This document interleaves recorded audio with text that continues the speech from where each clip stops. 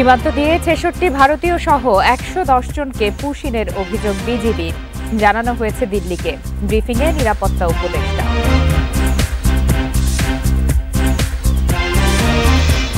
রাজনীতিতে সক্রিয় হচ্ছেন বিএনপি চেয়ারপারসন খালেদা জিয়া। সভা সমাবেশে দেখা যেতে পারে শিগগিরই।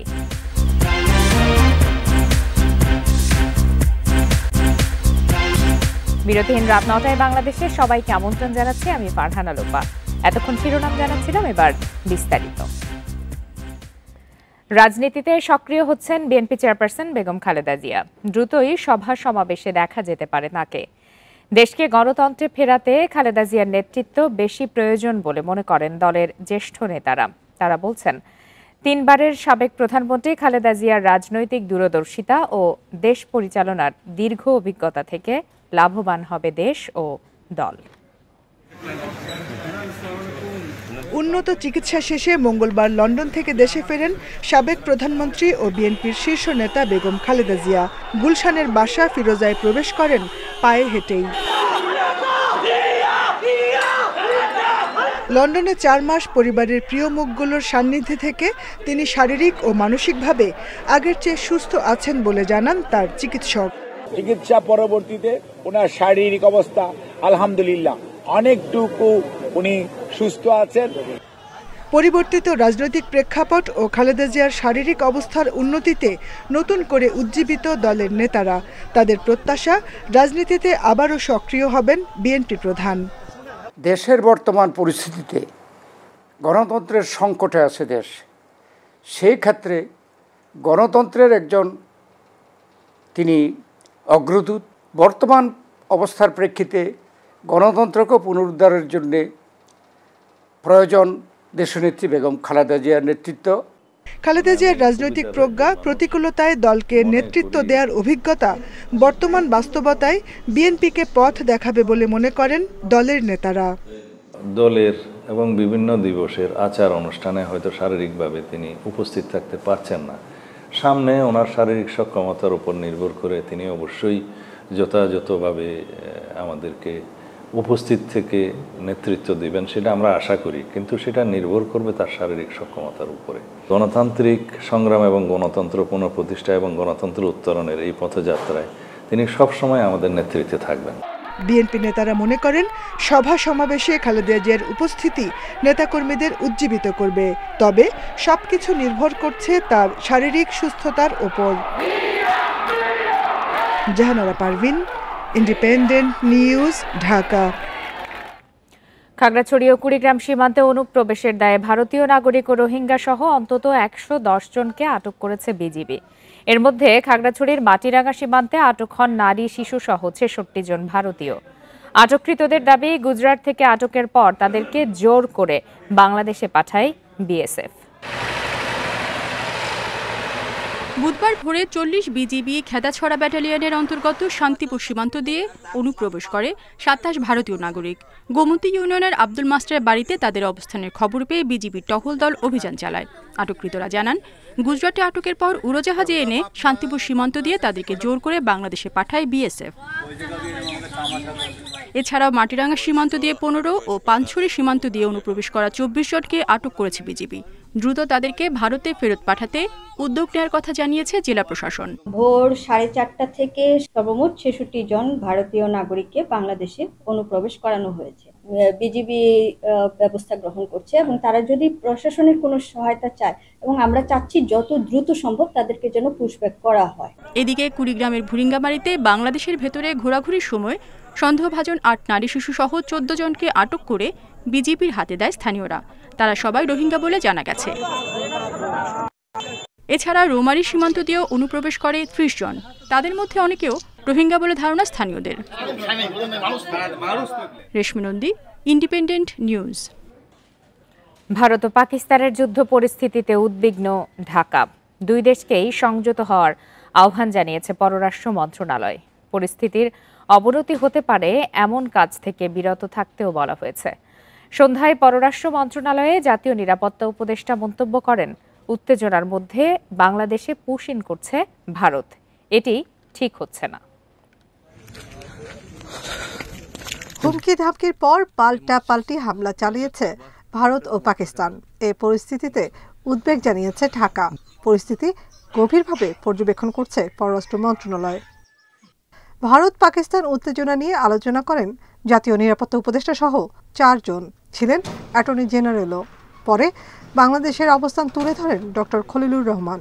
বাংলাদেশ সরকার ভারত ও পাকিস্তানের পরিবর্তনশীল পরিস্থিতি নিবিড়ভাবে পর্যবেক্ষণ করছে। বাংলাদেশ পরিস্থিতি নিয়ে গভীর উদ্বেগ প্রকাশ করে এবং উভয় দেশকে শান্ত থাকার, সংযত থাকার এবং পরিস্থিতি আরও খারাপ করতে পারে এমন কোনো পদক্ষেপ নেওয়া থেকে বিরত রাখার আহ্বান জানাচ্ছে। বাংলাদেশ আশাবাদী যে কূটনৈতিক প্রচেষ্টার মাধ্যমে উত্তেজনা প্রশমিত হবে। জানতে চাওয়া হয় ভারত থেকে 110 জনকে পুশ ইন করার বিষয়েও। জাতীয় নিরাপত্তা উপদেষ্টা বলেন, সবার তথ্য যাচাই করা হচ্ছে, শুধু বাংলাদেশিদেরই দায়িত্ব নেওয়া হবে। আমাদের দেশের নাগরিক যদি কেউ থাকেন এবং তা প্রমাণিত হয়, তাহলে তাদেরকে আমরা গ্রহণ করব এবং এটা ফর্মাল চ্যানেলে করতে হবে। এভাবে পুশ ইন করাটা সঠিক নয়। আমরা ইতিমধ্যেই ভারত সরকারের সঙ্গে যোগাযোগের চেষ্টা করছি এই বিষয়ে। পররাষ্ট্র মন্ত্রণালয় কোনো বদল আসছে কিনা প্রশ্ন করলে উড়িয়ে দেন জাতীয় নিরাপত্তা উপদেষ্টা। নাফিজাতুল্লাহ, ইন্ডিপেন্ডেন্ট নিউজ, ঢাকা। রাশিয়ায় মুখ পুনর্গঠনের সার্জারির প্রথম পর্যায়ের চিকিৎসা শেষ হওয়ায় জুলাই গণঅভ্যুত্থানে আহত খোকন চন্দ্র বর্মন দেশে ফিরেছেন। সকালে হযরত শাহজালাল আন্তর্জাতিক বিমানবন্দরে পৌঁছান তিনি। খোকন চন্দ্র বর্মনের নিচের চোয়ালে টাইটেনিয়ামের পাত বসানো হয়েছে। অপারেশনের সময় তার মুখ থেকে ছড়রা গুলির কিছু অংশ বের করা হয়। এর আগে 21 ফেব্রুয়ারি উন্নত চিকিৎসার জন্য তাকে রাশিয়ায় পাঠানো হয়। দেশটির রাজধানী মস্কোর ইউনিভার্সিটি ক্লিনিক অব লোমোনোসোভ হাসপাতালে তার চিকিৎসা হয়। 5 আগস্ট দুপুরে রাজধানীর যাত্রাবাড়ি থানার সামনে গুলিবিদ্ধ হন খোকন। গুলির আঘাতে তার মুখের একটি বড় অংশ হাড় সহ নষ্ট হয়ে যায়। খোকনের মুখ পুনর্গঠন চিকিৎসার জন্য সম্মতি জানান রাশিয়ার ইউনিভার্সিটি ক্লিনিক অব লোমোনোসোভ হাসপাতাল।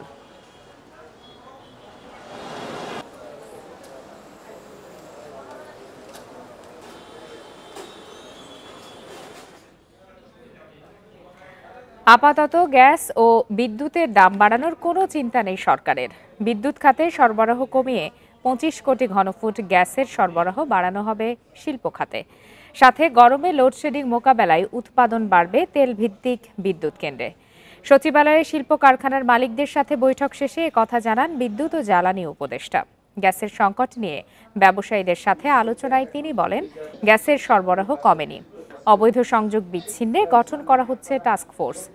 দেশে নতুন এলএনজি আমদানি করা হচ্ছে, যার থেকে 150 MMCFT এলএনজি শিল্পে দেয়া হবে। এছাড়া গভীর সমুদ্রে গ্যাস অনুসন্ধানের দরপত্র পুনর্মূল্যায়ন করে রিটেন্ডার করার কথা জানান তিনি।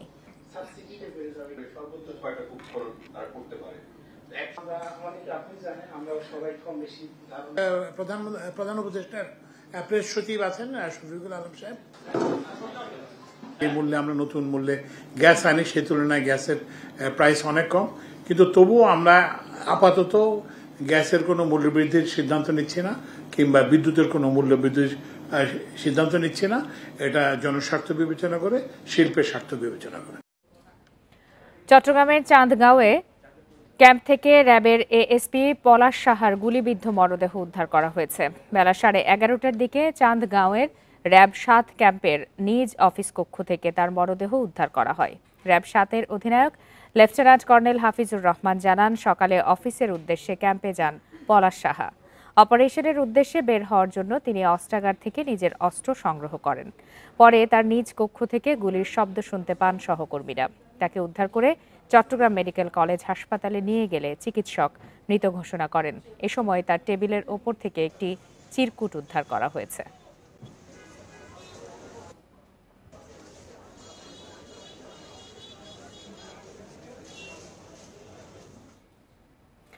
ইন্ডিপেন্ডেন্ট টেলিভিশনের 2 সাংবাদিককে হত্যা চেষ্টার মামলার প্রধান আসামি ডাক্তার MH ওসমানীর বিচার শুরু হয়েছে। দুপুরে তার বিরুদ্ধে দেয়া চার্জশিট গঠন করে আদালত। ঢাকার অতিরিক্ত চিফ মেট্রোপলিটন ম্যাজিস্ট্রেট জাকির হোসাইনের আদালতে অভিযোগ গঠন করা হয়। মামলার পরবর্তী সাক্ষ্য গ্রহণ 1 জুলাই। 2022 সালে কামরাঙ্গীরচরে ভুয়া চিকিৎসক নিয়ে সংবাদ সংগ্রহ করতে গিয়ে হামলার শিকার হন ইন্ডিপেন্ডেন্ট টেলিভিশনের সিনিয়র রিপোর্টার হাসান মিসবাহ এবং ভিডিওগ্রাফার সাজু মিয়া। ভাঙচুর করা হয় গাড়ি, ক্যামেরা ও মোবাইল। ওই ঘটনায় মামলা হলে গ্রেপ্তার হন এসপি রিভারসাইড হাসপাতালের মালিক ডাক্তার ওসমানী। তার নেতৃত্বেই সেদিন সাংবাদিকদের ওপর হামলা চালায় সন্ত্রাসীরা।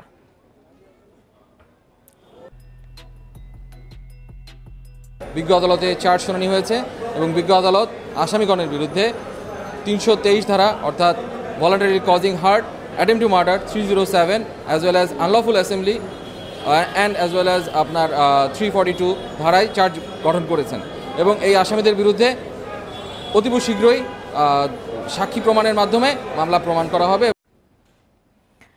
বিমানবন্দর উন্নয়নে দুর্নীতির অনুসন্ধানে শেখ হাসিনা সহ ৩ জনকে তলব করেছে দুর্নীতি দমন কমিশন দুদক। 5 মে দুদকের প্রধান কার্যালয় থেকে পাঠানো চিঠিতে তাদের 8 মে হাজির হতে বলা হয়েছে। বুধবার রাজধানীর প্রধান কার্যালয়ে সংস্থাটির উপপরিচালক আক্তারুল ইসলাম এই তথ্য জানান। আওয়ামী লীগ সরকারের 15 বছরে দেশের আন্তর্জাতিক ও অভ্যন্তরীণ 7টি বিমানবন্দরের উন্নয়নের নামে হাজার হাজার কোটি টাকা লোপাটের অভিযোগ অনুসন্ধান করছে দুদক, যার মধ্যে 3টি উন্নয়ন প্রকল্পের নামে 812 কোটি টাকা আত্মসাতের অভিযোগে 18 জনকে আসামি করে 3টি মামলা করেছে সংস্থাটি। অভিযোগ আছে সব লোপাট হয়েছে সাবেক প্রধানমন্ত্রী শেখ হাসিনার নির্দেশে, আর এসব কাজে তার সহযোগী ছিলেন সাবেক প্রতিমন্ত্রী মাহবুব আলী ও সাবেক সচিব মোকাম্মেল হক। সুষ্ঠু অনুসন্ধানের স্বার্থে তাদের বক্তব্য শ্রবণ ও গ্রহণ করা প্রয়োজন মনে করে অনুসন্ধানকারী টিম তাদের আগামীকাল হাজির হওয়ার জন্য পত্র প্রেরণ করেছেন। শেখ হাসিনার চিঠি পাঠানো হয়েছে তার ধানমন্ডি ও টুঙ্গিপাড়ার ঠিকানায়। অন্যদের চিঠিও নিজ নিজ ঠিকানায় পাঠানো হয়েছে। দুদক বলছে আত্মপক্ষ সমর্থনের সুযোগ হিসেবে তাদের তলবি চিঠি দেয়া হয়েছে। যদি আসেন তাহলে তাদের বক্তব্য শুনবেন, যদি উপস্থিত না হন তাহলে আইন এবং বিধি অনুযায়ী পরবর্তী প্রয়োজনীয় ব্যবস্থা নেবেন। সাবেক প্রধানমন্ত্রীর ধানমন্ডির বাসায় এবং স্থায়ী ঠিকানা গোপালগঞ্জের বাড়িতে পত্র প্রেরণ করা হয়েছে। এদিকে সরকারি সার আত্মসাতের অভিযোগে নরসিংদীর সাবেক সংসদ সদস্য কামরুল আশরাফ প্রোটন সহ 5 জনের বিরুদ্ধে মামলা করেছে দুদক। রিশাদ হুদা, ইন্ডিপেন্ডেন্ট নিউজ, ঢাকা। বাংলাদেশের প্রতি 10 জনের মধ্যে 7 জন নাগরিকই তাদের অনলাইন অ্যাকাউন্টের নিরাপত্তা নিয়ে উদ্বিগ্ন, যা সিঙ্গাপুর, থাইল্যান্ড, মালয়েশিয়ার তুলনায় সংখ্যায় বেশি। বুধবার টেলিনর এশিয়া প্রকাশিত এক গবেষণা প্রতিবেদনে এসব তথ্য জানা গেছে। এদিকে স্মার্ট ও নিরাপদ ইকোসিস্টেম গড়ে তুলতে সম্মিলিত প্রচেষ্টার কথা জানিয়েছেন বিটিআরসির ভাইস চেয়ারম্যান আবু বকর সিদ্দিক। বাংলাদেশে 2024 সালের ইন্টারনেট ব্যবহার নিয়ে গবেষণা করে টেলিনর এশিয়া। 16 থেকে 64 বছর বয়সী 1000 ব্যবহারকারীর দেয়া তথ্যের উপর করা হয় জরিপ। এর ভিত্তিতে বুধবার দুপুরে হোটেল ইন্টারকন্টিনেন্টালে ডিজিটাল লাইফস ডিকোডেড বাংলাদেশ শীর্ষক প্রতিবেদন প্রকাশ করা হয়। গবেষণায় উঠে আসে প্রতি 10 জনের 9 জন মোবাইল ব্যবহারকারী আর্টিফিশিয়াল ইন্টেলিজেন্স টুল ব্যবহার করে, অর্থাৎ জনপ্রিয় হয়ে উঠছে কৃত্রিম বুদ্ধিমত্তার মতো আধুনিক প্রযুক্তি। 63% মানুষ অনলাইন লার্নিংকে উপকারী মনে করেন। সংবাদের জন্য ইন্টারনেট ব্যবহার করেন 54% মানুষ, যা বেশ সম্ভাবনাময়। কিন্তু এত কিছুর মাঝেও অনলাইনে পরিচয় জালিয়াতি ও ডিপফেক নিয়ে উদ্বিগ্ন বাংলাদেশিরা। 42% মানুষ তাদের ব্যক্তিগত তথ্য চুরির আশঙ্কায় থাকেন। 7 in 10 users say that they worry. প্রতি 10 জনের 7 জন তাদের অ্যাকাউন্টের নিরাপত্তা নিয়ে উদ্বেগ প্রকাশ করেছেন। নেটওয়ার্ক অ্যাটাকের উচ্চ ঝুঁকির মধ্যেও রয়েছে বাংলাদেশ, যেখানে সিঙ্গাপুর ও থাইল্যান্ডে প্রতি 5 জনে 3 জন এবং মালয়েশিয়ায় আরও কম মানুষ এই উদ্বেগের কথা জানিয়েছেন। One is there is clearly a need. এদিকে ইন্টারনেট সংযোগ বৃদ্ধির পাশাপাশি ব্যবহারকারীদের নিরাপত্তা নিশ্চিতের আহ্বান বিটিআরসির। Besides our regulatory duty and obligation, মানুষের হাতে সংযোগ পৌঁছে দেওয়ার পাশাপাশি তারা যেন নিরাপদে ও দায়িত্বশীল হয়ে মোবাইল প্রযুক্তি ব্যবহার করেন, সেই দিকটি নিশ্চিত করা আমাদের সম্মিলিত অঙ্গীকার হওয়া উচিত। আমরা যৌথ প্রচেষ্টায় ডিজিটাল সংযোগের সম্প্রসারণ এবং আরও স্মার্ট ও নিরাপদ ডিজিটাল ইকোসিস্টেম গড়ে তুলতে পারি। এ সময় প্রযুক্তিগত শিক্ষার উপর গ্রামীণফোন গুরুত্ব দিচ্ছে বলে জানান কোম্পানির chief corporate affairs officer Tanvir Mohammad. Ikramul Kabir, independent news, Dhaka. 10 বছর পর ঢাকা বিশ্ববিদ্যালয়ে আবারও শুরু হয়েছে গাছ জরিপ। এবার ক্যাম্পাসে প্রজাতি ভেদে মোট কত গাছ আছে তা জানা যাবে। 5 জুন পরিবেশ দিবসের আগেই জরিপের চূড়ান্ত ফল প্রকাশ করবে বিশ্ববিদ্যালয়ের উদ্ভিদবিদ্যা বিভাগ।